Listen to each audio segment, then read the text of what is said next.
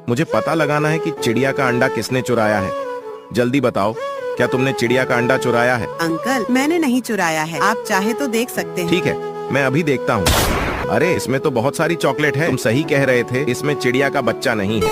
अब तुम्हारी बारी। क्या तुमने चिड़िया का अंडा चुराया है? अरे अंकल, मैंने भी चिड़िया का अंडा नहीं चुराया है। आप चाहे तो देख सकते हैं। ठीक है, मैं अभी देखता हूँ। अरे, इसमें तो खिलौना है। तुम सही कह रहे थे, इसमें चिड़िया का बच्चा नहीं है।